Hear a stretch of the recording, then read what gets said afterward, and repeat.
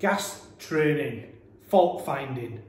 My name's Alan Hart and today I'm at Viva Training Academy and we're going to go through some fault finding on a boiler where the boiler's not showing any fault codes. So we've got Roy. Roy's going to go through testing and also changing the parts as well. So hopefully this video will be of some use for you. We are at Viva now, we are doing some fault finding training or fault finding courses. So if you do want to know more, if you want to do some fault finding, then please get in touch, come and see us. And we're going to put on some special days. Well, Roy's going to put some days on. So yeah, without further ado, let's go over to Roy.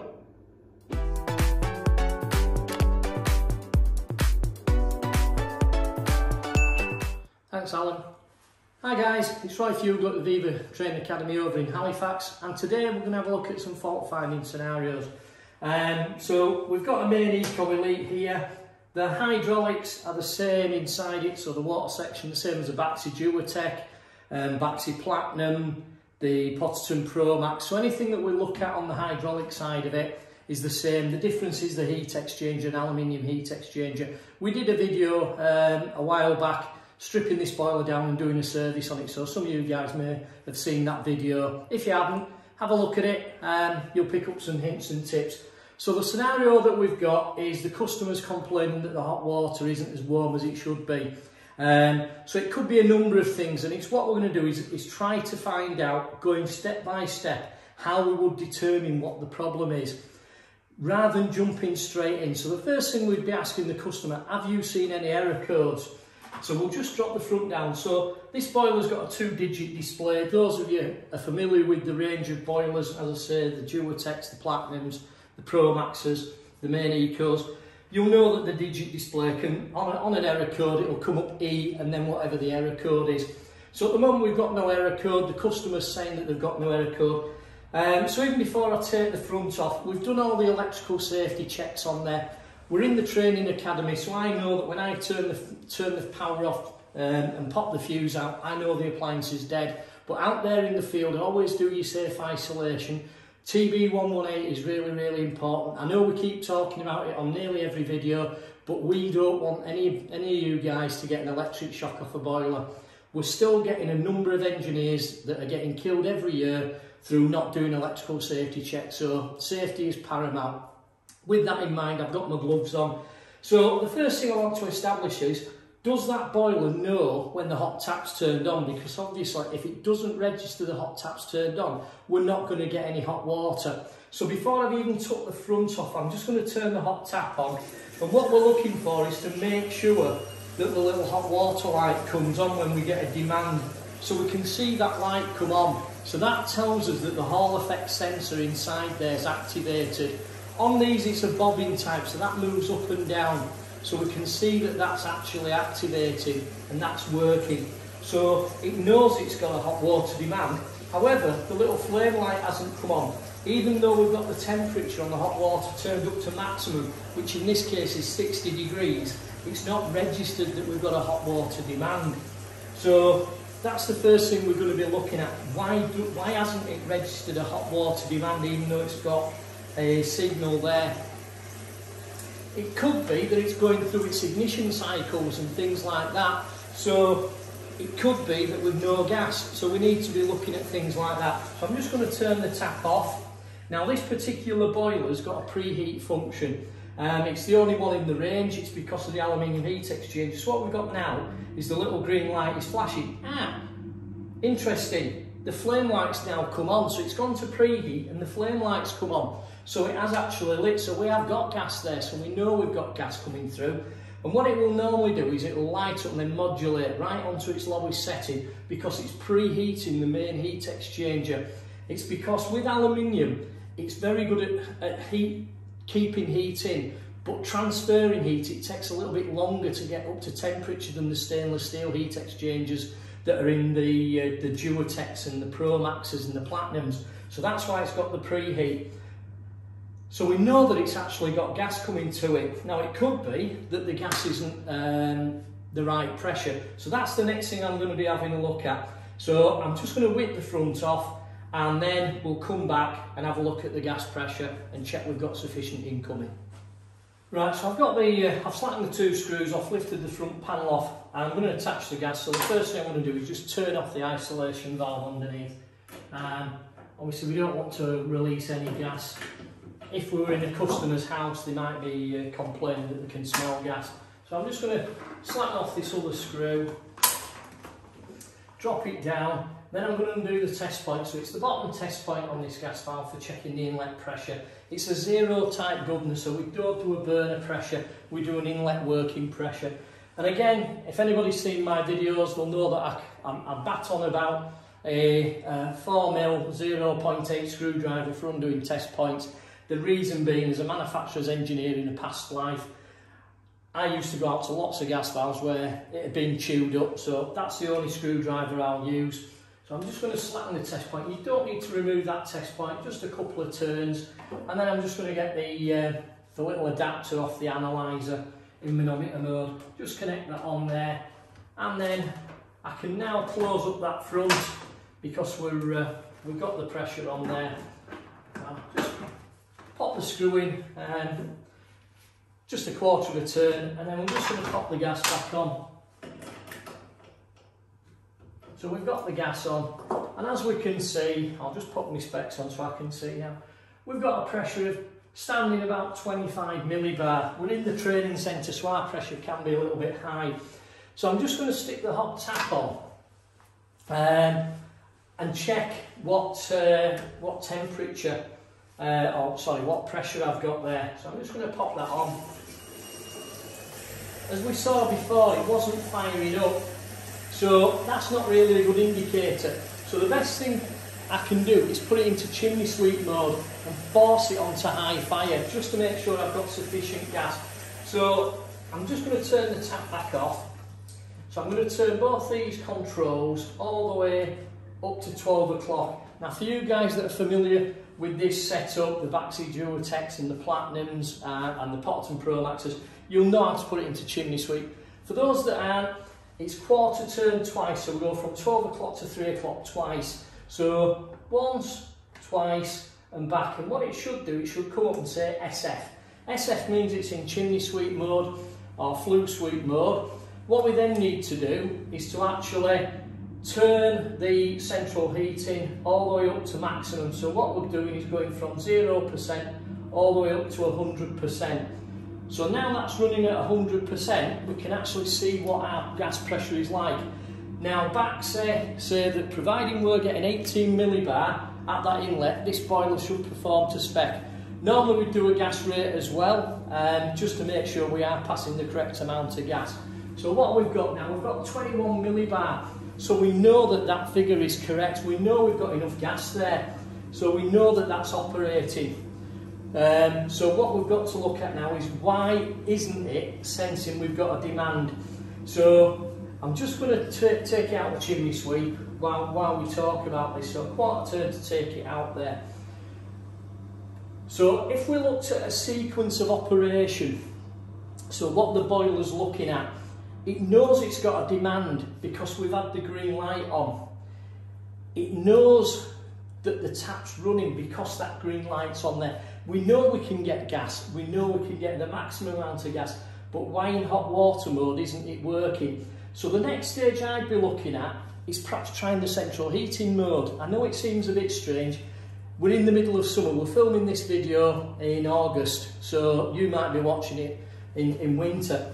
But in August you don't normally have the heating on. So all I'm going to do, even though we've got an old electromechanical clock, what we've done, we've connected all the boilers up onto these EPH Combi Pack 4 controls.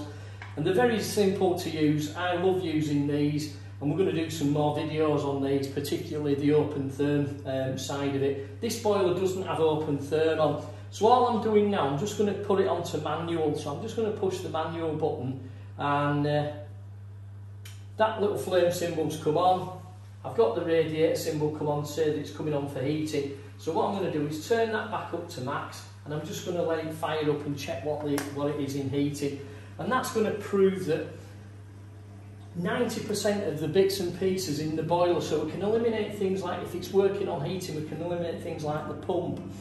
we can eliminate things like the gas valve and all that, the fan. So we're looking at now, does the heating come on? Is the gas running? Yep, we've got 21 millibar. So it won't be running at full rate because these tend to be a little bit lower on the heating output than the hot water output. So we know the heating's working, but the hot water's not performing. So it could be the diverter valve isn't letting enough water through into the hot water side. But before we look at that, what tells it the temperature? Well, we're looking at the hot water thermistor. Now, these particular boilers, you may not be aware, they've got an engineer mode or an information mode, so we can actually look at the temperature on that hot water thermistor just quite simply by going into the engineer or the information mode. So that's what I'm going to do next. What I'm going to do is look at what temperature that hot water thermistor is actually signalling. Now, to give me a little bit of a benchmark, I'm going to connect on one of the probes off the analyzer, and I'm just going to connect that on the nut at the back of the hot water outlet. So just underneath, on the nut on the back of the hot water outlet, because the hot water thermistor is actually located just underneath that little cover there, so it's just on, just as the hot water's going out through the boiler. So I've just connected that on there. So I'm just going to pop that back up. We can have a look what temperature that's picking up. So that's actually picking up a temperature. I'll just disconnect the other one so we're not getting a false reading. So that's picking up a temperature of about 25 degrees, 26 degrees. So we stick the hot tap on. Now, to put this into information mode, we turn both thermostats down to 12 o'clock and we use the central heating one, so it's very similar to put it into chimney sweep mode or combustion analyzer mode. So I'm going to use that quarter turn twice, so 1, 2. Now what should happen is that should come up and it should say AO. There we go, we've got AO. And it's actually saying it's at 76 degrees, so it's telling me that thermistor's registered 76 degrees. Well, the water going through the tap and registering up on there is actually saying it's at 31 degrees. So there's a heck of a discrepancy there. So the next thing I'm going to do, I'm going to check the resistance on that thermistor. It's a 10,000 ohm at 25 degree thermistor. So I can look at a chart, I can look at that and see what temperature, well, what resistance it should be at about 32 degrees. So I'm just going to turn this off and I'm going to get that set up. So we need to remove the gauge. So first things first, I'm just going to turn the gas back off because obviously we may release a little bit, and I say sometimes customers, they can smell a little bit of gas and they think it's the end of the world, think it's an edge of gas leak. So just remove the hose, tighten that little test point up. We're going to pop the gas back on.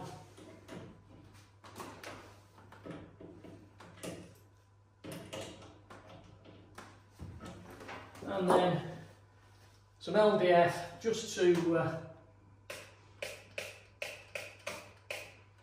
in there, just to make sure we've got no leaks on it.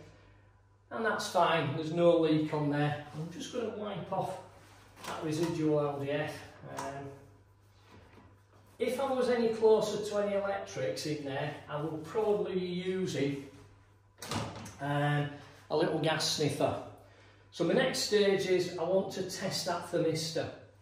Right, so for testing thermistors, there's two ways I could do it. One is remove the cover and go back onto the PCB. The other is, in my pocket, I've got a little test piece. As a manufacturer's engineer, we change harnesses, and if you ever change a harness, think about how you can utilise it. I've just got the little connection for a thermistor there. Now how I do this, what I tend to do, I get the probes off my multimeter and I just pop them up inside the little chocolate block. So I'm just going to screw them into the little chocolate block. So, not overly tight. So I've now got a good connection on there. So underneath this little cover, that's the lead, just lift the little tag up. So I've slid that off. Now that allows me to slide that in onto there, click, and it's locked in place. And I've got a good connection. I'm not fiddling about, because the problem is with some of these thermistors, getting onto the pins on them can be awkward. So I can now check the reading. So over on the multimeter, I've got 2.157, and there's a K and the ohm sign, so that's 2,157 ohms, which is a lot higher than I would expect. Normally a 10,000 ohm thermistor, we're going to be looking at the water temperature in here, is probably it's only 30 degrees. That's because we're inside, so it's nowhere near it's over, so that thermistor's faulty. So what we're going to need to do now is remove that thermistor and replace it. So I'm going to get set up to do that, and then we'll come back and show you how we do that. Right, so we're all ready to set up. I've got a little tub underneath. I'm just going to turn the cold mains off coming in, and then open the hot tap. So the hot tap's starting to drip. Now I've got a new thermistor here. I've also got a new copper washer. Baxi changed over onto little copper washers a few years ago from the fibre washers. Anybody familiar with the older Baxis, the old 105s and things like that, eventually they would leak round about the hot water thermistor, so it's just a little copper washer that's on there, which is now the replacement. So it's a 13mm spanner, because the thermistor's a 13mm. So it's dead easy on this particular boiler. Up underneath, I can get on there and I just slacken it off, and as I start to open it up, I'll notice that the water, and I'm just going to unplug the connection off the low pressure cut-off just to give me a bit more room to get my hand in. I've not got overly large hands, so as I start to slacken that off, the water's coming out the tap, and I'm just going to let it run so we don't get too much water coming out. So these are 10,000 ohm thermistors at 25 degrees, and they're NTCs, negative temperature coefficient. What that means is the temperature goes up, the resistance goes down, and that's how they operate. So once we've got that running through, we'll open it up just to get rid of the water. Hopefully we shouldn't get too much water coming out. This one has got the old fibre washer on, so I'll just remove that fibre washer. We've got rid of that, popped into the tray, so we've got the new thermistor. We're just going to tighten that up, hand tight, nip it up with the spanner. Doesn't need to be overly tight. Now one thing with these connections, one of the things I always get asked is people struggle sometimes, they break the connections on them. Now they have a little nib, and that little nib goes to the top where the groove is, so as you slide it on, and then it locks in place so that doesn't come out.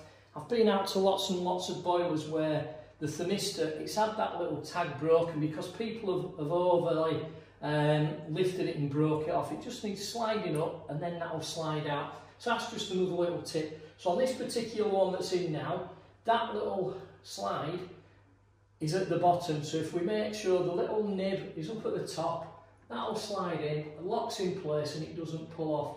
So then the little cover can go over the top. It's just a little dust cover and water cover.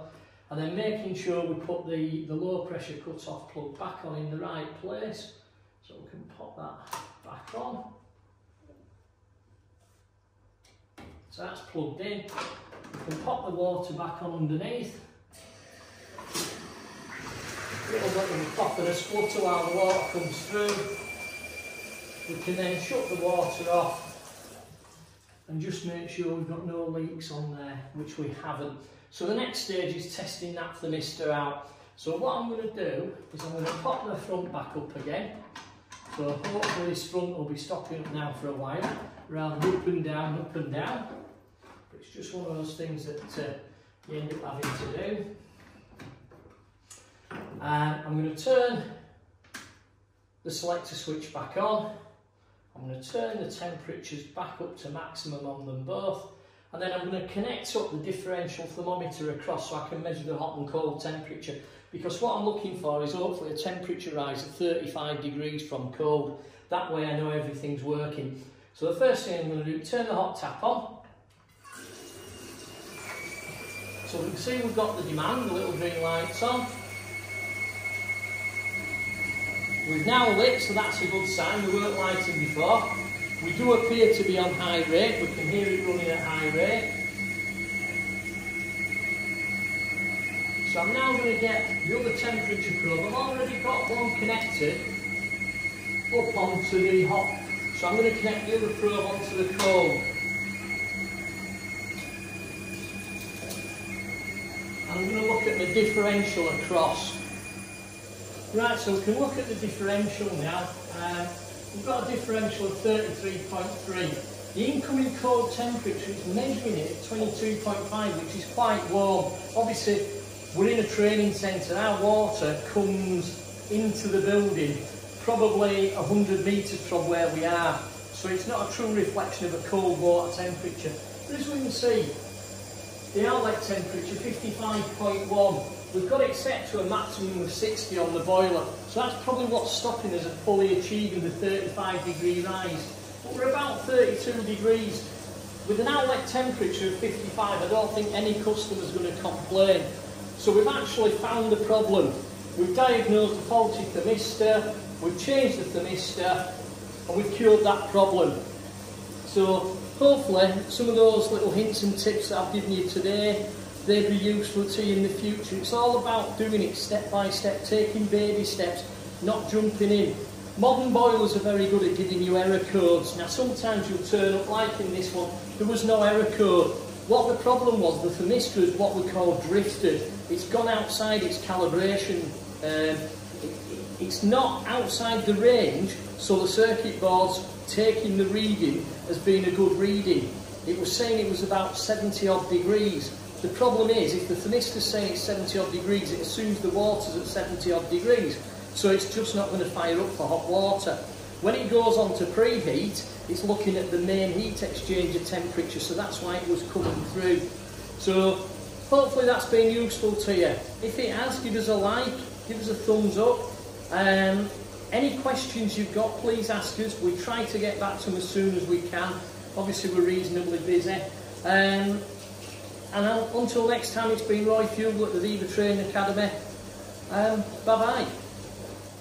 Thank you very much for that, Roy, and as always, thank you to Viva Training Academy. And as I said early on in the video, or at the start of the video, Viva are putting on some training courses now, so if you want some more hands-on fault finding, then please get in touch. If you want some more of these type of videos, then just put some comments below and let us know what type of videos you want, and we'll try as best to accommodate wherever we can. So yeah, thanks very much, thanks for watching.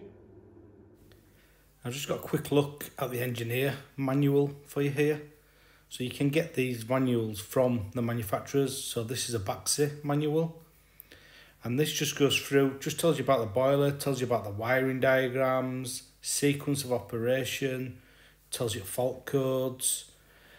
Sometimes when you go into these fault codes as well, in engineer settings, you can see things like temperature of components, etc., and you can see if you've got a fault or not quite easily just from these, without even using your tools.